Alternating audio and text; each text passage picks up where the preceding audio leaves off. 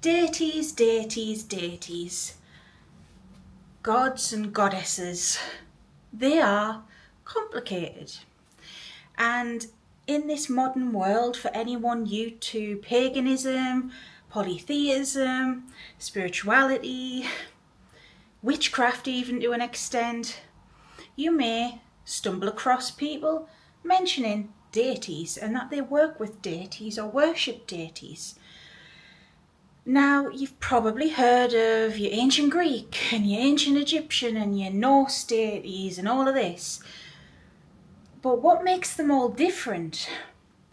And it isn't just the common pantheons. There are deities of all varieties out there through time and cultures throughout the world. What are deities? So this video is to explain what they are, what I've come to learn through years of doing deity confirmations, working with my own deity Hecate, and speaking with these different energies. It's also backed up a little bit by different mythologies and theologies, like the Gnostics, and Gnosticism is one such thing. You can believe what you want. Take this with a pinch of salt. I always say to people, keep an open mind.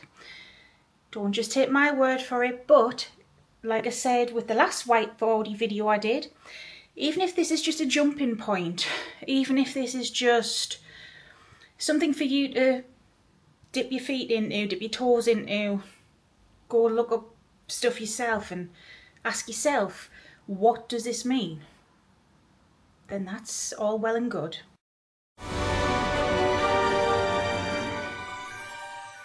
So if you're new here, hello, welcome. And if you're not new here, welcome back. I'm Sarah, I'm that divination witch, and I hope you stick around. The channel is a safe space. Feel free to ask questions. This is a witchy community.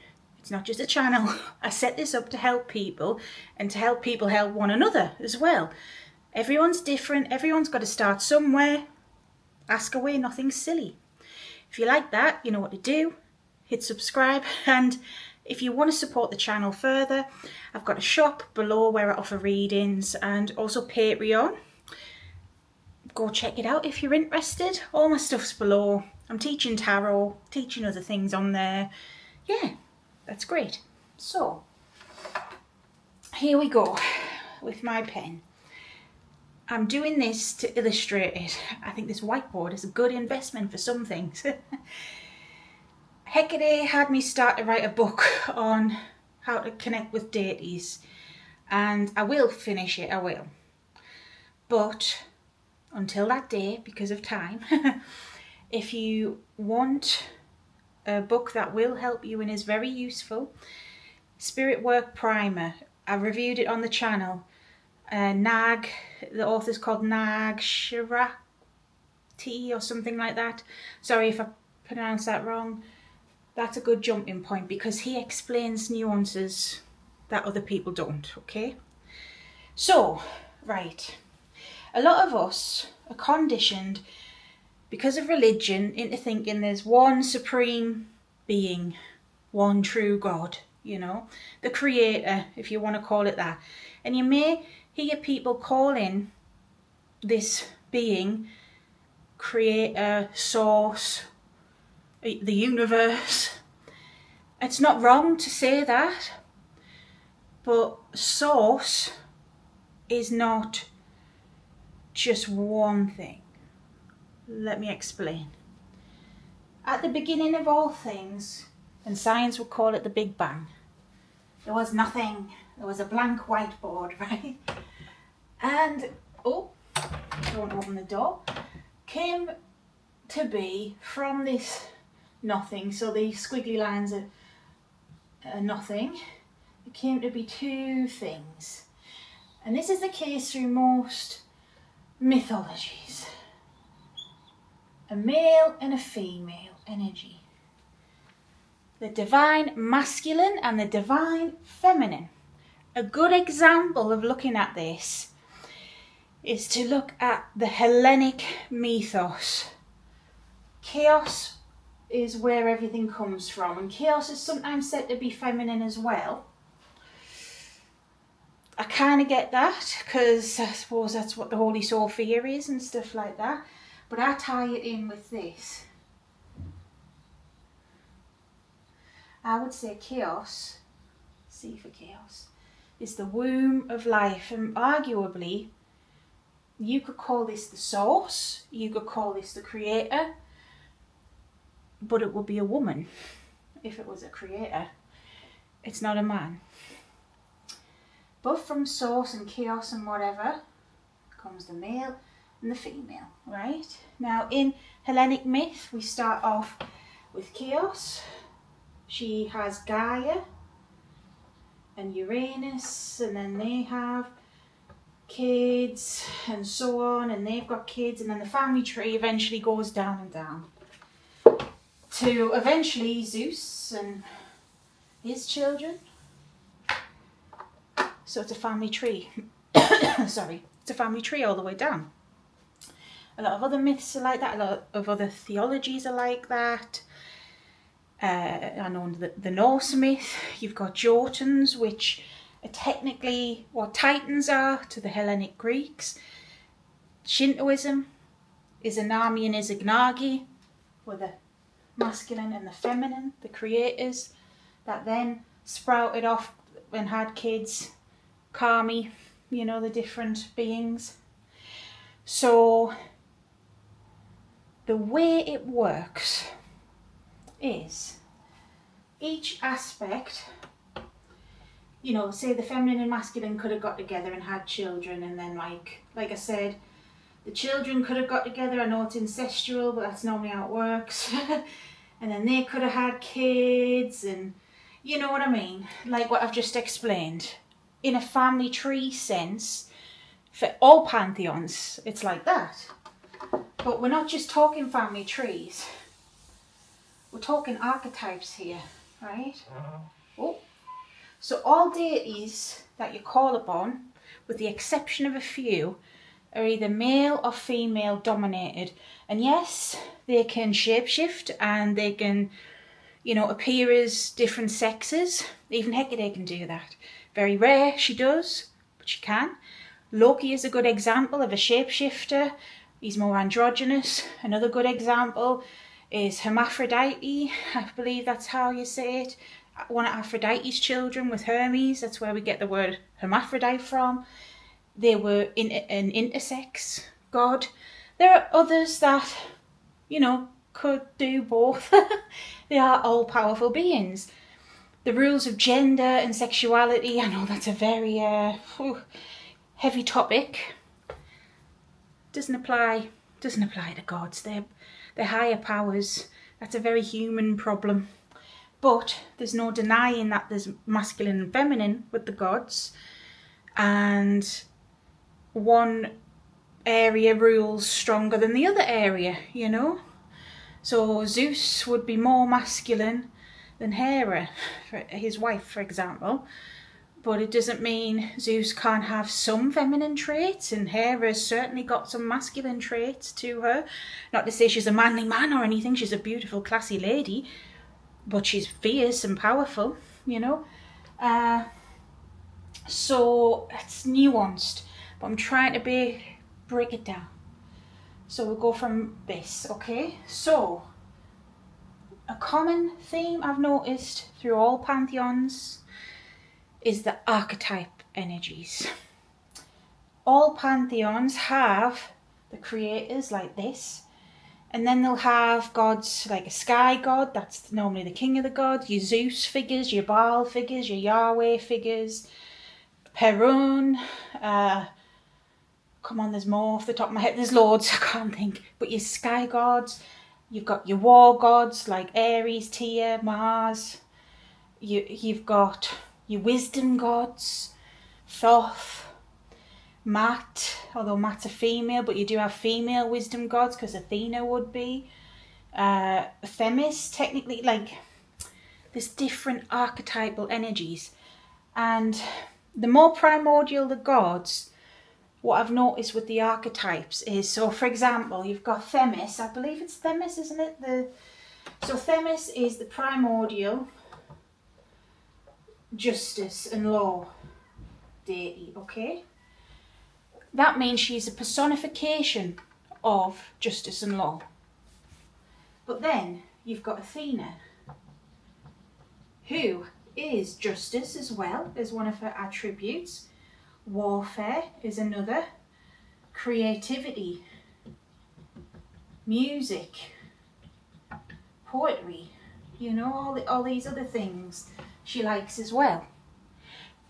Whereas Themis is mainly linked with one thing. Helios, personification of the sun. Apollo, oh God, across the L's. He's sun, he's healing, he's also music, and many other things. You see, and it's the same with other pantheons too. You've got primordial beings, and then you've got beings that are more younger, you would say, that embody the primordial force, but not just that. Ra, personification of the sun. He is the light. Sekhmet, his daughter, a sun goddess, goddess of warfare and rage and bloodlust and other things, loads of other things. So it's like we start with a more primordial energy that branches out into younger ones. So here, for example, in the male category, right, sun god. So we might say Ra, you know. He has loads of children, even though this is female, of course, but Sekhmet, but she would link in with that. Let's do a more simple one.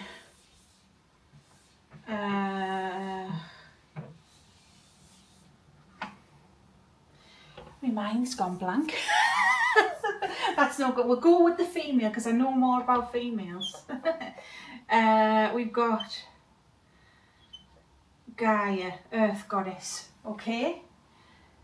And then she had children. I believe, isn't Nyx one of her kids? Personification of the night, of the sky, the night sky, and whatever. She's so primordial. She had a load of kids, Nyx. Thanatos. Personification of a peaceful death. But he's a man, so I'm fucking it up a bit. This is kind of what I'm trying to say this for the generational energies. I'm not making it, I hope I'm making this clear. Right.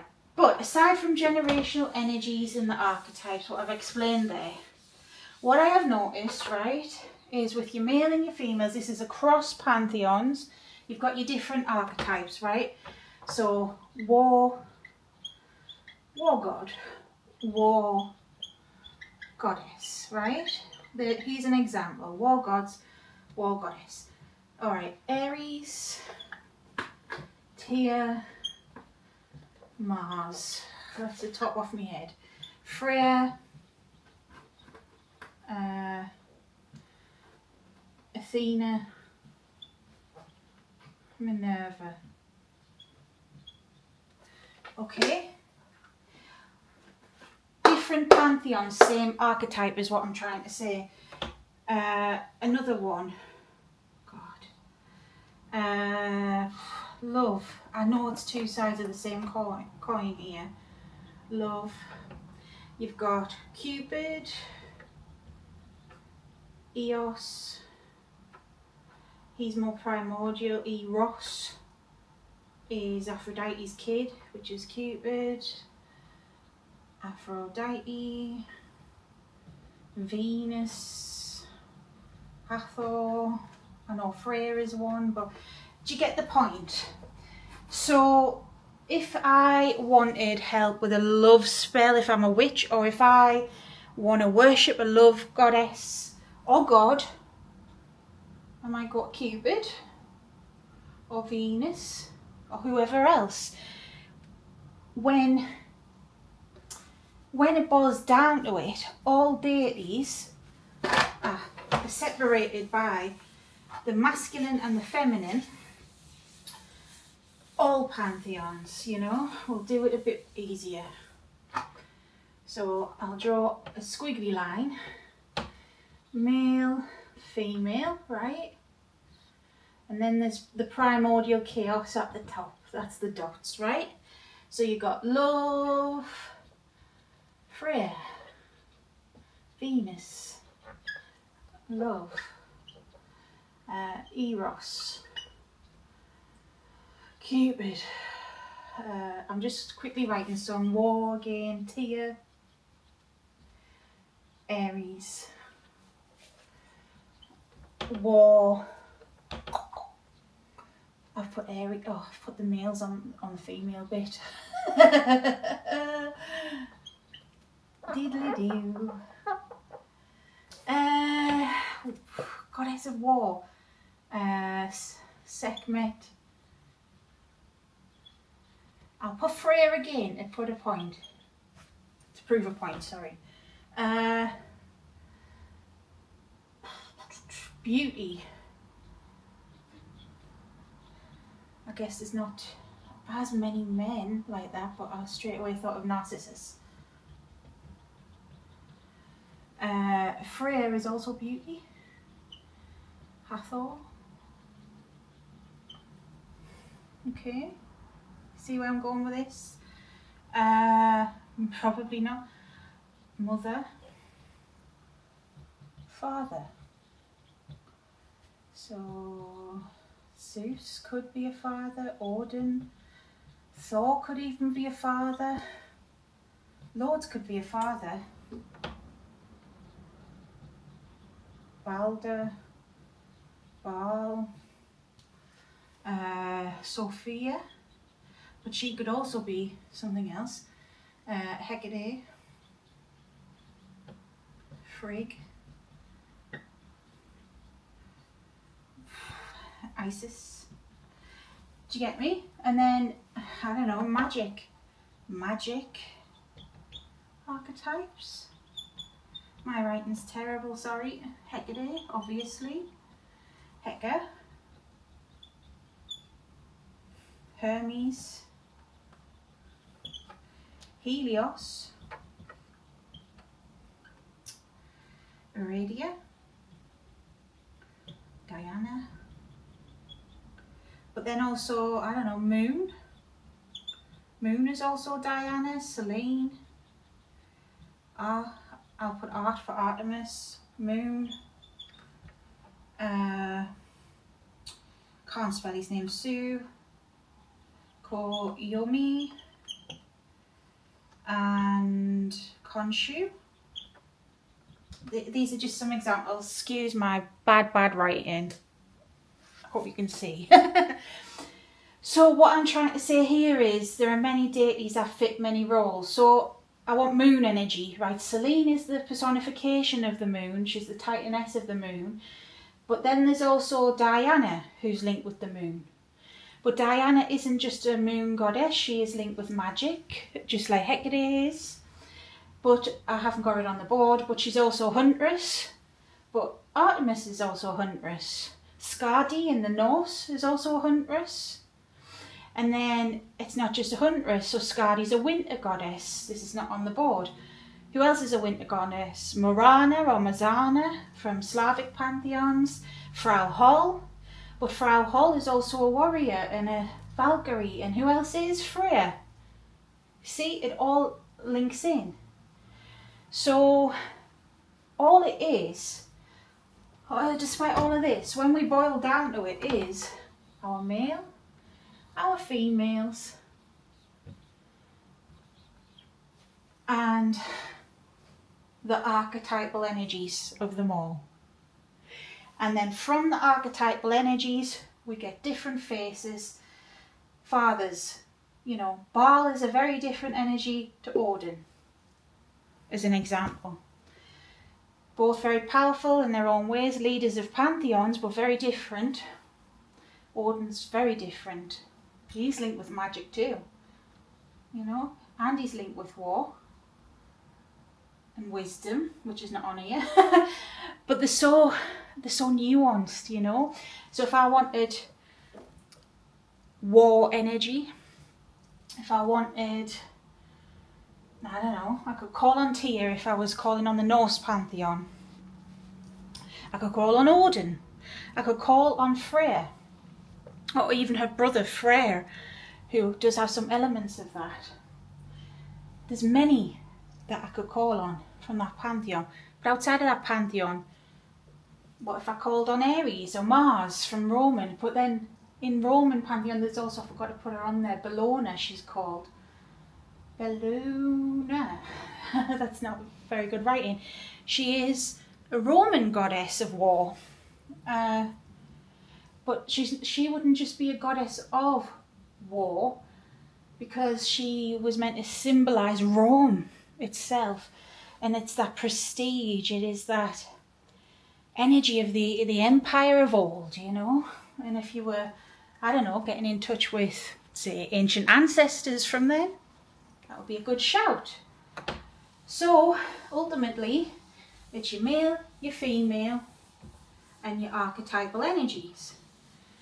And at the end of the day, you've got the divine masculine and the divine feminine, and all the different faces of them. And each face can be slightly different depending on the pantheon they're from and what they rule over. So Freya and Aphrodite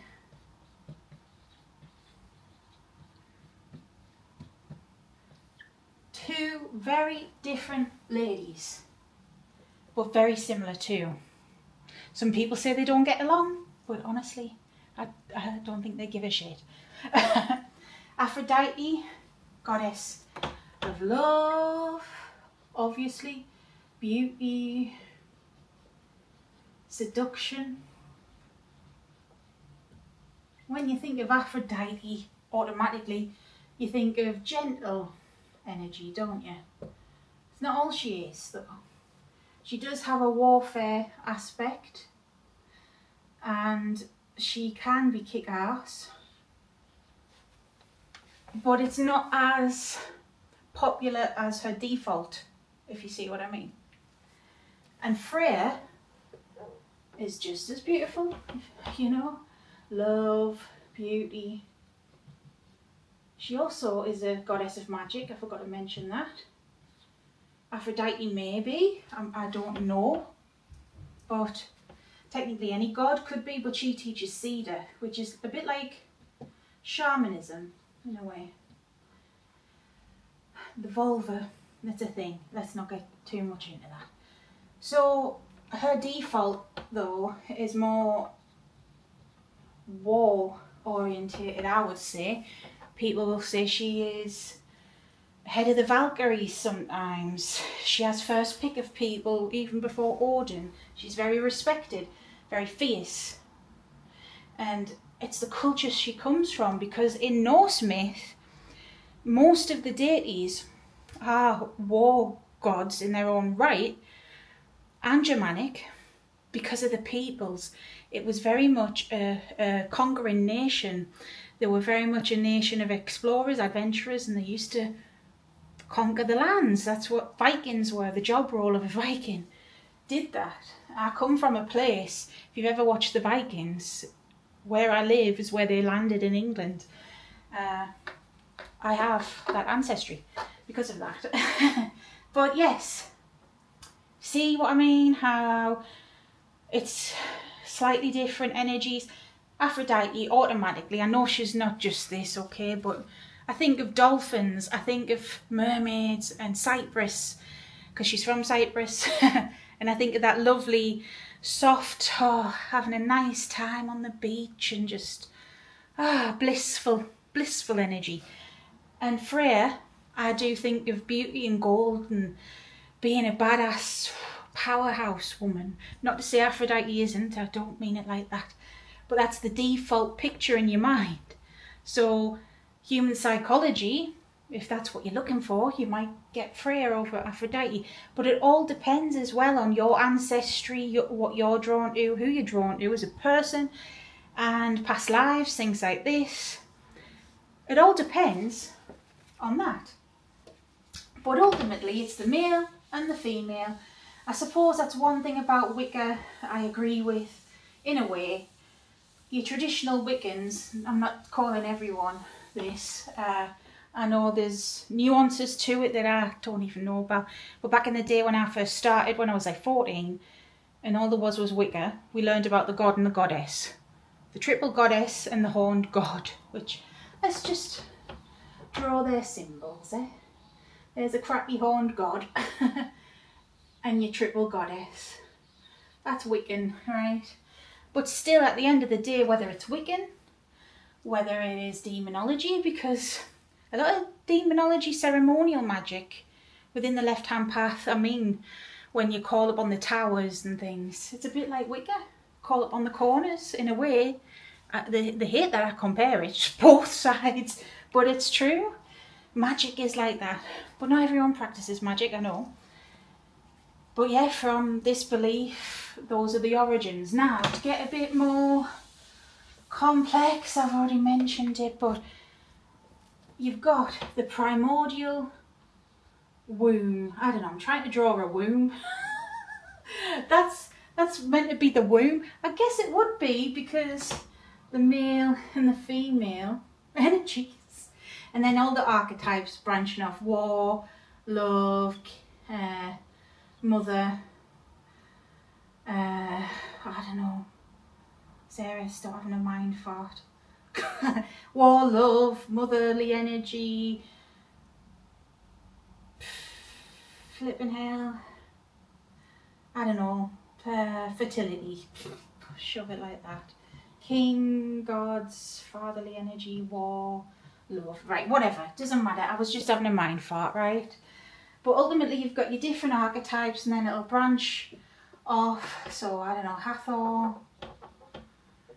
you could say Freya, you could say Venus, that's an example, you know, Cupid, Eos, or Eros as well. I'll just put you get what I mean. It all branches off, but this is the primordial chaos, and this is where it's a bit in the air. How do I explain this? The Gnostics kind of had an idea of it, that the Holy Sophia was a part of this, the feminine. She emerged from this and was the first being to birth everything. The Chaldean oracles say Hecate emerged from this and birthed everything. Other religions do the same.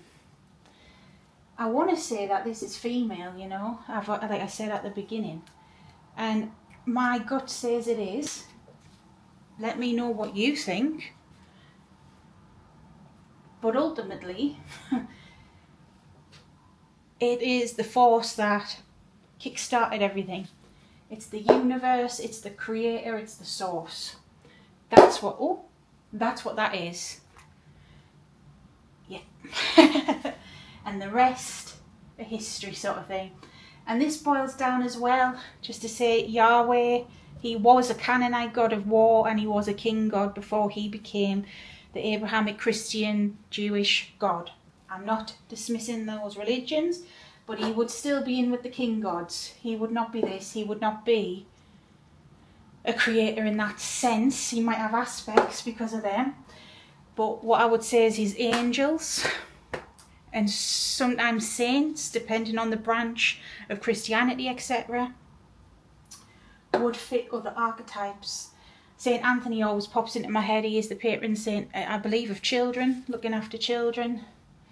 The angels, you know, you could say Michael is a warrior. You could say Raphael's a healer. Gabriel's a messenger. Gabriel's very similar to Hermes and Mercury. Hermes, messenger, also psychopomp. Gabriel's the same. So I hope this has explained the way I view deities. So when I do those confirmations for people, the archetype that comes through, it's normally because it would resonate most with you in the long run for whatever reason. And that could be your ancestry, that could be past lives, could be the time of your life you're in, your personality, all of that. Because ultimately there's a reason Hecate found me and not Diana or Isis or Aradia or Freya or any other magic deity. It's who resonates with us in the long run for whatever we need. It's very nuanced, but that's who and what they are as archetypes. And it would be helpful if you looked up Carl Jung. He's a psychologist. He explains how humans understand things in archetypes, not just with gods. It's just that gods kind of fit what he says, but that we have roles in our lives and we have roles we have to fulfill in our lives as well that go into different categories. It helps us understand things. So if you think of like your friendship group, you know, you might have one that's like a joker. You might have one that's more serious, an mediator. That's what I was meant to say, not intermediary. You might have someone that's more dominant. You might have a shy person. You get what I mean? And it's just exactly like that, but with a higher power. And ultimately, they're all one part of the same thing. It all comes from the chaos, and it all boils down to the divine masculine and the divine feminine. And that's what they're a part of. And that's who we are calling on as humans, because everything in this universe, from your plants, your animals, every single thing, we all have male and female energy, DNA inside of us. We would call that hormones. Women and men have different balances of hormones, of course, different characteristics. Some women are more in their masculine energy than others. Some men are more in their feminine energy than others. As little cells, when we're first conceived, we all technically start as female, a reflection of that, and then we morph into what we need. And that's kind of the way I feel it works and what I've been shown and my understanding of it. Some people think deities are, well, just that, their own being, their own, you know, autonomous person sort of thing. Some people think they're egregores. If you don't know what an egregore is, it's a thought form that takes on a consciousness. Enough people believe in something, we can manifest that something. That's what an egregore is. Honestly, at the end of the day, whoever and whatever you believe they are, doesn't really matter. It's your journey. So even though I've explained this to the best of my ability at the minute, doesn't mean how you feel about them or see them is wrong, or vice versa. We can all have differences in opinion. If you have a different one, put it in the comments. Help each other out. Have a discussion. Just keep it healthy and civil, that's all. There are no right and wrong answers. This is my hypothesis. I can't tell you for sure. Nobody can.